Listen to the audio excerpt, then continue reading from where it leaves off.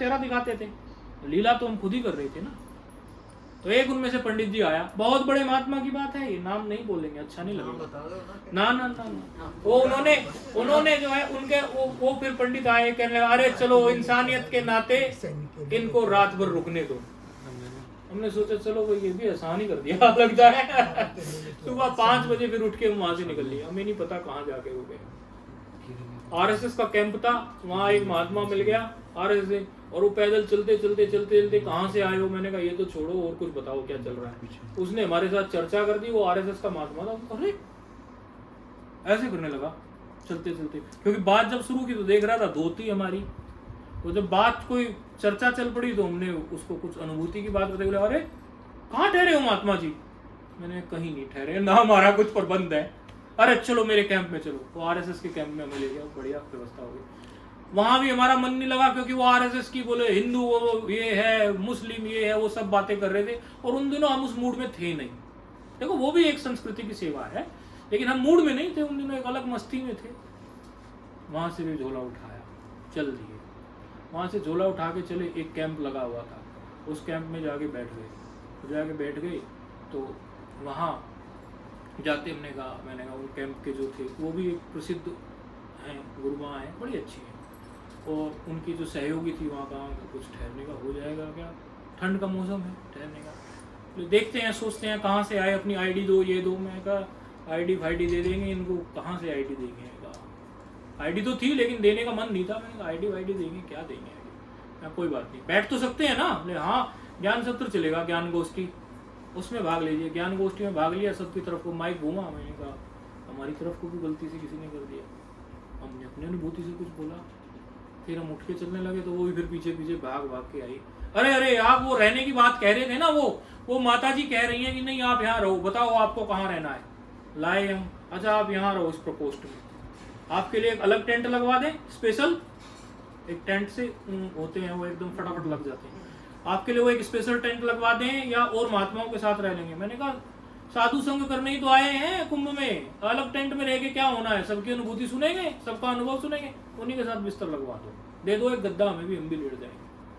वो सारे अनुभव हमने किए, वो सारी चीजें हमने देखी है, उन सारी चीजों से गुजर के हमारी ज्ञान, हमारी अनुभूति में वो निखार आया है, वो चमक आई है कि वो दिनों दिन बढ़ती जा रही है, वो घट नहीं रही है। तो वो भी एक्सपेरिमेंट जीवन में कर लिया। उसके बाद फिर गुरुजनों ने कह दिया कि भाई चलो अब अध्ययन में उतर जाओ, अध्ययन करो, अध्ययन कराओ। तो एक तो जीवन में कभी हमारे कोई निराशा हमें नहीं लानी है, हमें कभी भी खाली नहीं बैठ जाना है। खट्टा भी मिलेगा, मीठा भी मिलेगा। संत लोग कहते हैं ना कि तान के चादर सोता जा, हंस ये नाव तो हिलती जाएगी, तू हंसता जा या रोता जा। महात्माओं की प्रसिद्ध युक्ति है, महात्मा बोलते रहते हैं भैया ये तो नाव में तू चला है ना, ये तो ना हिलती रहती है, संसार रूपी नाव, कभी ना चढ़ाव आता है, कभी उतार आता है, छोड़ मत देना। सुनना सबकी, करना वो जो शास्त्र का विवेक बोलता हो। कोई बात काम की नहीं है ना, तो हम बोले एक बार एक गुरुजन से, अरे गुरुजी ये निंदा स्तुति बहुत करते हैं ये लोग, हमें तो लगता है कि हम तो ये महात्माओं में गलत फंस गए, और हम तो इससे अच्छा अपने जो है कहीं अकेली कुटिया में बैठे रहते हैं। एक महात्मा उसकी निंदा करता है और सारे दिन बैठे रहते हैं, एक भंडारा खा के आते हैं, पूरे दिन उसी की चर्चा करते हैं। महात्मा लोग कहते हैं रबड़ी बढ़िया बनी थी भाई, आमरस बड़ा सुथरा मिल गया वहाँ, तो सब्जी बड़ी अच्छी थी, अच्छा 500-500 दक्षिणा दे दी। ये क्या बात करते हैं, मैं ये कोई बात है क्या। गुरुजी से हम बोले हम तो, हमारी तो खोपड़ी चट गई, हमें तो लगता है हम गलत ही आ गए इन महात्माओं में, इससे अच्छा तो हम अपनी कुटिया में बैठ के भजन कर लेते। उन्होंने हमें डांट दिया। देखो गुरुजनों की कृपा, हमने सोचा था कि कुछ सहानुभूति मिलेगी, लेकिन जहां हमारी सोच चलती है ना गुरुजनों की, जहां खत्म होती है ना गुरुजनों की शुरू होती है सोच, अनुभवी संतों की वहां शुरू होती है। हमें सोचा कि सहानुभूति मिलेगी, हाँ ये गलत है, उन्होंने ऐसे नहीं कहा, उन्होंने हमें डांट दिया, बुरी तरह डांट दिया। कहने लगे तुझे सुनता क्यों है। गुरुजी वो बोल रहे हैं तो सुनता क्यों है। अच्छा तो तू सुनता क्यों है। 2 बात बताता हूं। पहले ये बता कि जब कभी तू कुछ काम कर रहा होता है, कभी कभी ऐसा नहीं हुआ कि तुम सुन रहे हो लेकिन फिर भी तुम्हें कुछ ना सुना हो। मैंने कहा ऐसा तो कई बार हो जाता है, तो फिर ऐसा ही करो ना, प्रत्याहार सिद्ध करो अपना। धारणा सिद्ध करो अपनी, जो सुनना चाहो केवल वो सुनो। 10 ध्वनि यहाँ उत्पन्न हो रही हैं, उसमें से जिस ध्वनि को आप सुनना चाहते हो आपको वही सुनेगी, यदि आपका अभ्यास अच्छा है तो। हमने तो फिर सीख भी लिया था, करा भी देते हैं अब किसी को। यहाँ पर पंखे की आवाज़ भी है, मेरी भी आवाज़ है, AC का भी साउंड है, बाहर का भी साउंड है, लेकिन ऐसा अभ्यस्त करा सकते हैं कुछ दिनों के ध्यान रूटीन में कि आप जिस साउंड को सुनना चाहेंगे आपको वही सुनेगा, केवल बाकी साउंड आपके अंदर नहीं। बोले एक तो ये अभ्यास कर। दूसरा एक बात समझ कि मच्छर मक्खी भिन भिनाते रहते हैं, उनकी भाषा तेरी समझ में आती है क्या? मैंने कहा नहीं, मच्छर मक्खी की भाषा हमारी समझ में नहीं। बोले ये सब निंदा स्तुति करने वाले लोग मच्छर मक्खी ही तो हैं, वो तुझे सुनता क्यों? तो वहां भी गुरुजनों ने पक्का कर दिया। अब तो ये लोग सब बैठे थे, हम अभी इनको यही बात बोल रहे थे कि हमारे सामने कुछ बात आई कि वो मंदिर में कुछ बुलाना चाहते, तो हमारा कुछ सहज कोई मूड हुआ नहीं, आपके पास पहुंच गए, हमारा कुछ सहज मूड हुआ नहीं, तो हम बैठे हुए थे इन लोगों के साथ बैठे हुए थे। तो फिर आप लोगों की पता नहीं कैसे क्या इनकी बातचीत हुई, बता पता गए।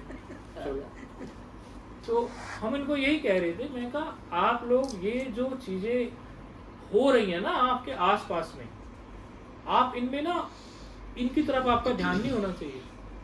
हमें तो एक आध दिन रुकना है। अब वो रहीजा जी पूछ रहे कब तक रुकेंगे, मैं कहा मुझे पता होता तो मैं बता देता।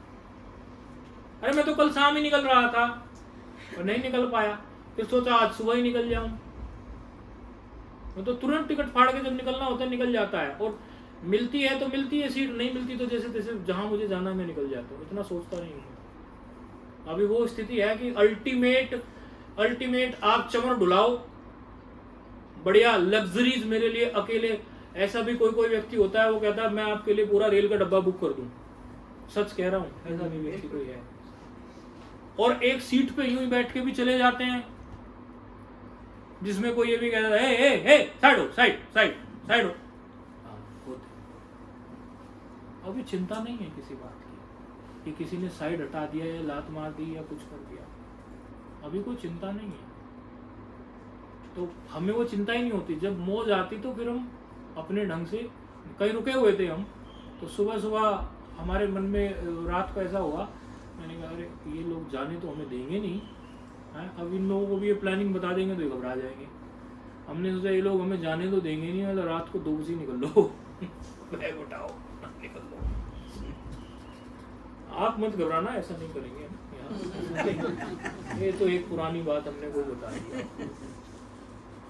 तो हमने इनको ये कहा कि हम तो यहाँ कितने दिन हैं, कितने घंटे हमें नहीं पता, आपका जो केंद्र बिंदु होना चाहिए यदि वो हम हैं तो आप हमसे कुछ लाभ उठा पाओगे, और यदि आप इन व्यवस्थाओं में और अन्य चीजों में उलझ के रह गए तो दोबारा कब आप लोगों को हम मिलेंगे हमें भी नहीं पता है। हमने ऐसा अभ्यास कर लिया है कि आप हमें पूरी भीड़ में बैठा दो, हम आत्म केंद्रित ही रहेंगे, अपने सेंटर पे ही रहेंगे, उससे बाहर जाएंगे नहीं, और पूरा व्यवहार करेंगे, हंसेंगे खेलेंगे, सासों में सासू भी बन सकते हैं, बहुओं में बहू भी बन सकते हैं, बड़ों में बड़े, छोटों में छोटे, बच्चों में बच्चे, लेकिन हम केंद्रित हैं। तो आप भी, मैंने कहा यही अभ्यास करो। ये संसार में तो चीजें चलती रहती हैं, लेकिन आपकी दृष्टि यहाँ होनी चाहिए अंदर। ये सब गौण व्यवहार रखो, करो, मना थोड़ी कर रहे हैं, ये सब गौण व्यवहार रखो। जैसे हमारे यहाँ सनातन संस्कृति में पंचायतन देव की पूजा होती है, 5 ही हमारे देव हैं, 5 ही हमारे मुख्य संप्रदाय हैं, उसके बाद ही सारे होते हैं, और वो 5 देव जो हैं वही 5 तत्वों को रिप्रेजेंट करते हैं। तो 5 ही हमारे देव होते हैं, सूर्य संप्रदाय होता है, सौर संप्रदाय, शाक्त संप्रदाय जो शक्ति की उपासना करते हैं, वैष्णव संप्रदाय जो वैष्णव भक्ति करते हैं जिसमें राम कृष्ण इत्यादि की होती है, शैव संप्रदाय जो शिव जी के उपासक होते हैं, गणपत्य जो गणेश जी के उपासक होते हैं। ये 5 ही संप्रदाय जो हमारे वैदिक हैं, वेद से निकले हुए, ऐसे ये 5। तो इनमें जब उपासना पद्धति से करनी होती है, क्योंकि अभी कोई हमसे मंत्र या इत्यादि कोई पूछता है लेता है तो हम सारे सिद्धांतों को घोट के पी गए, बात हमारी फिर कोई कटेगी नहीं, क्योंकि गुरुजनों ने यही हमें कहा, बोले पता नहीं कहाँ जाओगे, बात कोई काटने वाला मिल सकता है, ज्ञान भरपूर होना चाहिए। अनुभूति अपनी जगह है, लेकिन अनुभूति के साथ साथ उस अनुभूति को रिप्रेजेंट करने के लिए शास्त्र का प्रमाण आपके पास होना चाहिए। यदि आप आउट बोल गए शास्त्र से, जो शास्त्र में है ही नहीं, तो आपकी अनुभूति को लोग नकार देंगे। तो ये 5 देवताओं की पूजा में जो मंत्र इत्यादि या कुछ भी हम लेते हैं, तो एक को हमें मुख्य रखना पड़ता है, 4 को गौण।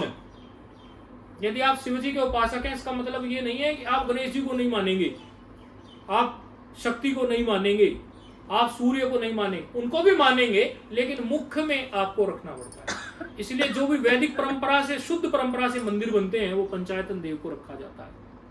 एक देवता को सेंटर में रखेंगे, शिव जी को, बाकी 4 देवताओं को, शक्ति की भी एक, सौर यानी सूर्य का भी, वो चारों को रखेंगे। तो 1 पर सेंटर हो, यानी 4 को गौण रखो। इसी प्रकार व्यवहार में आप अपने आप में केंद्रित रहो और व्यवहार को गौण करके छोड़ो। एक चीज में आप सेंटर्ड रहो, यानी सेल्फ सेंटर्ड रहो, अपने आप में, अपने स्वरूप में अंदर गोता मारते रहो, बल्कि गोता नहीं, अंदर ही रहो, और व्यवहार बाहर से हो जाएगा। व्यवहार तो क्या है, आपका प्रारब्ध आपसे करा लेगा। आप नहीं करो ना, तो और लोगों के संकल्प आपसे जुड़े हैं कि नहीं जुड़े हैं? अब मैं थोड़ी ना आपसे मिलना चाहता था, तो मिल लिया ना, तो व्यवहार तो हो गया कि नहीं हो गया?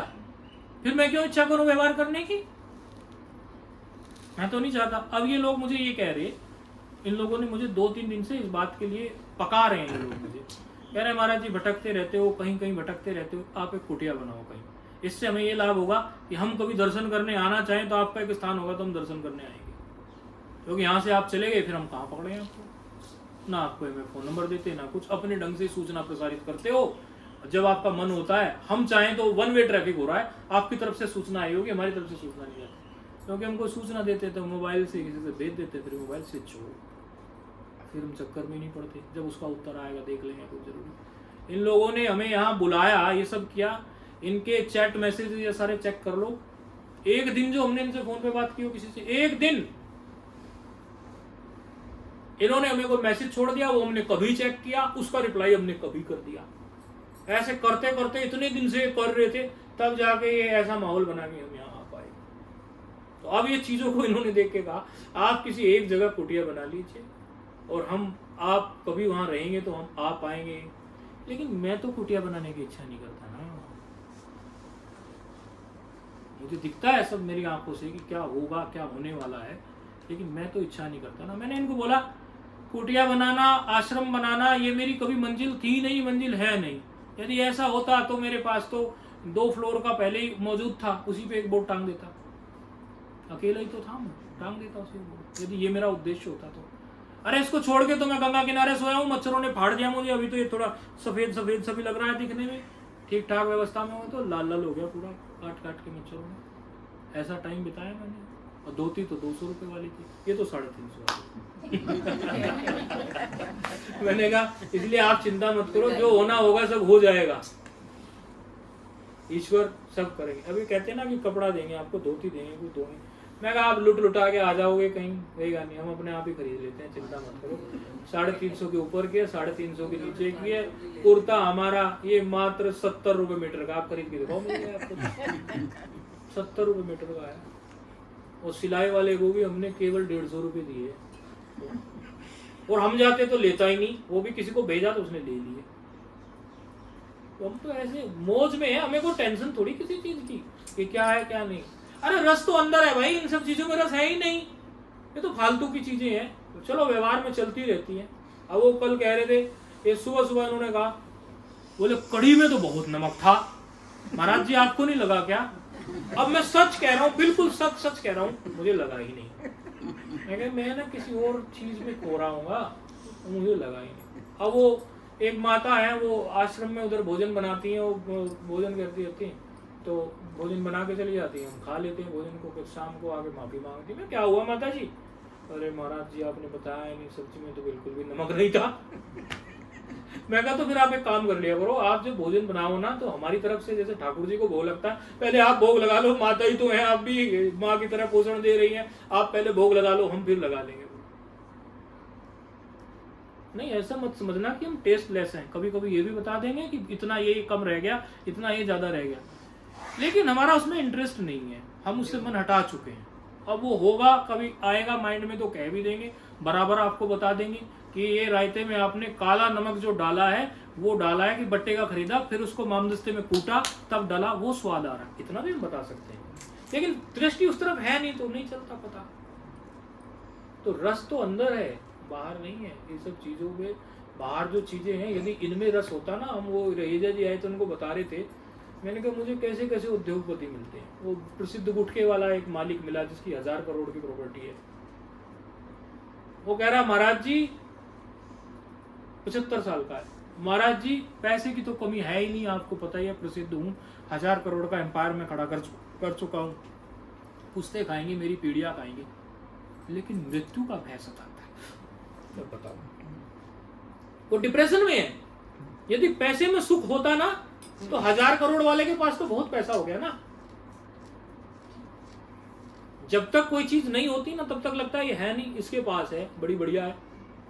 अब किसी के पास ऐसी पेंटिंग ना हो, ऐसी हो, तो कोई मुझे कह रहा महाराज जी घर बहुत सुंदर बन गया है, आपकी कुटिया का कमरा इससे भी सुंदर बना के रहेंगे, और आप देखना महाराज जी कल वो हमें ले गए घुमाने के लिए, थार चला के दिखाओ। थार में का चला तो हम जहाज भी लेंगे, कोई दिक्कत नहीं है, एक बार हमें को दे दे हेलीकॉप्टर उड़ा के भी दिखा देंगे, भले आपने ना सिखाया हो, कोई ना कोई कहीं ना कहीं से बटन दबा उबा के उड़ा डालेंगे, संकल्प हमारा रहेगा तो उड़ भी जाएगा। लेकिन इच्छा नहीं है हमारी। नहीं नहीं, कोई बोला, एक दूसरा कोई बोलने लगा, ये प्रेम होता है ना, भक्तों को ही प्रेम होता है। कहते नहीं महाराज जी कुटिया भी सुंदर बनाएंगे यहाँ से और गाड़ी भी आपको गिफ्ट करेंगे। मैंने कहा आप क्या समझते हो, कुटिया सुंदर बना दोगे मैं तभी सुखी हो जाऊंगा? मैं तो अभी सुखी हूँ भाई, जनक जी को बोल दिया अष्टावक्र ने, अरे कल सुखी होगा। गुजराती में कहते हैं ना, आज अत्यारे अब नकदी रोकड़ माल, ऐसे गुजराती में मैं बहुत नंगा किनारे, तो कुछ वहाँ की भी चीजें पकड़ो। भारत भर में घूमा हूँ, मध्य प्रदेश में बहुत रहा हूँ, वृंदावन में बहुत रहा हूँ, घूम घाम के सारी चूरण चटनी चाट के आप लोगों के सामने बैठा हूँ। ये बाहर की आप ये कुटिया सुंदर बना दोगे, अरे आप कितनी भी सुंदर कुटिया बना दे, 3 दिन में 2 दिन ही तो अच्छी लगेगी, तीसरे दिन तो बोर ही हो जाऊंगा, तीसरे दिन तो मैं उसका हैप्चुअल हो जाऊंगा ना। सुंदरता कितने 2 दिन ही होती है। अब आज हम उससे तृप्ता से कह रहे थे, वो बोली महाराज जी आप इसी कमरे में बैठे रहते हैं, कभी भी उबान होता हो या कुछ तो थोड़ा एक बार ऊपर को आप राउंड लेके देख लो ऐसे। मैंने कहा चलो अच्छा, मैं थोड़ा ऊपर घूमने गया, ऊपर लेके गई मुझे, मैंने कहा अच्छा तृप्ता अब देखता हूँ। जब मैं आया था तब तो ध्यान से देख नहीं पाया था, ऐसी आंखों की चकाचौंध सी लग रही थी, बड़ी लाइटें तुम लोगों ने जला रखी, क्योंकि मैं तो लाइटें बहुत तेज तभी जलाता हूँ जब मुझे पढ़ना है, अन्यथा तो धीमी लाइट में ध्यान में बैठा रहता हूँ, क्योंकि धीमी लाइट में ध्यान अच्छा लगता है।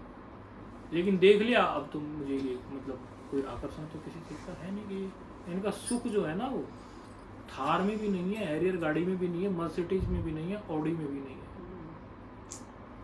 और अच्छे पेंट में भी नहीं है, सुख तो वही है। उधर आप लोग भी जितने दिन हम यहाँ हैं, वो हवा आपको छू के लगेगी, वो थोड़ा थोड़ा गोता मारने की कोशिश करो, जल्दी लग जाएगा गोता। अकेला प्रयास करोगे तो मेहनत ज्यादा लगेगी, यहाँ हमारा थोड़ा बल रहेगा। कोई कोई पकड़ भी लेता है इस बात को। एक महात्मा उसने पकड़ ली ये बात, 70 साल का महात्मा है वो, उस समय का महात्मा है जो बड़े बड़े संत है ना, बड़े बड़े, उनके साथ बैठ के वो सब उस टाइम का महात्मा है पुराना। कोई भी संत का नाम लो, उसको उसके साथ बैठ के सत्संग किया हुआ है, मिला हुआ, लेकिन उसका हमारे प्रति गुरु भाव है, 70 वर्ष का जरूर है। तो आएगा उसे ये बात पकड़ में आ गई कि यहाँ जो है कनेक्शन जल्दी जुड़ जाता है यहाँ बैठने में, तो आएगा हम बैठे रहेंगे और यूं करके, वो तो पता नहीं यूं करके यूं बैठता है तो सो ही जाता है वहाँ। महाराज घंटों तक सोएगा। अब ये भी कहना गलत है कि आप चले जाइए, लेकिन थोड़ा हमें भी होता है, तो कहीं कहीं ऐसा भी हो जाता है कि उनको लगता है कि भाई यहाँ कनेक्शन जल्दी जुड़ जाता है, उठने का ही मन नहीं करता, चिपक जाती है। जो भी हमारी कुटिया होती है, जो भी हमारा कमरा होता है, वहाँ मैग्नेट लगी होती है, मैग्नेट चुंबक, वहां से फिर उठने का मन नहीं होता। आज गई वो दिल्ली के कई लोग आ रहे थे, वो रुकते रुकते ऐसे ऐसे आते आते अब धीरे धीरे जा रहे हैं, रो रहे हैं, जा रहे हैं, रो रहे हैं, जा रहे हैं, रो रहे हैं। महाराज जी मैं तो कहता हूँ रुको, जब तक मैं हूँ तब तक रुको। बोले क्या करें, घर की जिम्मेदारी पे जाने का मन भी नहीं करता और जाना भी पड़ेगा। मैंने कहा ये तो वही बात हो गई कि जब नई नई शादी होती है बड़ा हु करके रोती है, और पिया के साथ चले जा रही है और हु करके रोए जा रही है। तो वही बात हो गई, पिया को कहाँ छोड़ रही है, उसके साथ तो चले ही जा रही है, तो मैंने कहा वही बात हो गई। हम भी चुटकी ले लेते हैं। मैंने कहा इधर तो रो रही है और उधर तो तेरे बच्चों की याद आ रही है, तो तेरी इच्छा है तो हमारे साथ चल कर, कोई बात नहीं। सफेद कपड़ा हमें कोई भेंट करता है, 2-3 में तू भी बांध देना, इतना तो कर देंगे। 6 रोटी या 4 रोटी हमें मिलेगी भिक्षा में, 3 तुझे भी दे देंगे। जहाँ हम सोएंगे तुम भी एक बिस्तर लगा लेना। बूढ़े हो तुम लोग तो हमें कोई वैसा भी डर नहीं है कि कोई हमें कोई 2 नाम रख देगा कि बूढ़ी माता है। वो तो कोई जवान हो तो नाम रख भी दे, बूढ़ी माता के लिए वो गलत नाम भी नहीं रखेगा। मैं चलो हमारे साथ चिंता किस बात की? बोले महाराज जी कहते जरूर हैं पर छूट कहाँ पाता है। आप ऐसी कोई आज्ञा करो, ऐसा कोई संकल्प करो कि हमारा भी छूट जाए मन से ये सारी चीजें, भले हम घर में रहें लेकिन मन से छूट जाए। जहां में उसने बड़ी बात कर ली, जिसने अपने आप से मुलाकात कर ली, और इससे बड़ी कोई बात थोड़ी है। बाकी सब तो ऐसा ही है। तो हरिओम तत्सत, बाकी सब गप। ठीक है, चलो।